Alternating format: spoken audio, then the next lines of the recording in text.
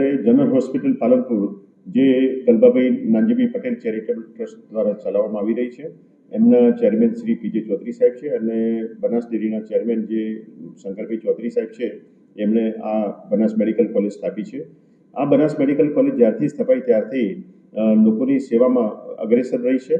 ઉપરાંત અત્યારના હાલના જે એક ઇન્ફેક્શન, જે વાયરલ ઇન્ફેક્શન જે થતા હોય છે, જેને આપણે કોમન ફ્લૂ કહીએ છીએ. કોમન ફ્લૂ એટલે કે આપણને શરદી, ખાંસી, તાવ, માથાનો દુખાવો, ક્યારેક ઉલટી થવી એવા અને શરીર દુખવું અને અશક્તિ લાગવી એવા બધા ચિહ્નો સાથે દર્દીઓ આવતા હોય છે.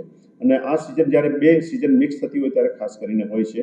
એમાં અત્યારના પાલનપુર સિવિલ હોસ્પિટલમાં અત્યાર સુધી 800-900 પેશન્ટ જેવા રહેતા હતા એવરેજ, એની જગ્યાએ અત્યારે 1500થી 1600ની આસપાસ દર્દીઓ અત્યારે આવે છે સેવા લેવા. એમાં મેડિસિન વિભાગમાં જે ખાલી 500 જેવા દર્દીઓ દિવસના આવે છે. અને સિવિલ હોસ્પિટલમાં કામગીરી અતિ ઉત્તમ હોવાથી અને ડૉક્ટરોની મહેનત બહુ જ હોવાથી દર્દીઓને સારા કરીને ઘરે મોકલવાની બહુ જ અત્યારે સારી પ્રક્રિયા ચાલી રહી છે. જેના લીધે આજુબાજુના દૂરથી પણ લોકો ઘણા બધા અહીં આગળ સિવિલ હોસ્પિટલમાં, કારણ કે અહીં આગળ નિઃશુલ્ક સેવા મળે છે, પૈસો ખર્ચો થતો નથી, બિલકુલ નિઃશુલ્ક સેવા થતી હોવાથી દર્દીઓની અત્યારે અમારી પાસે ભીડ વધારે છે અને અમે મહેનત કરી રહ્યા છીએ કે જેથી દર્દીઓને સારામાં સારી સારવાર મળી રહે.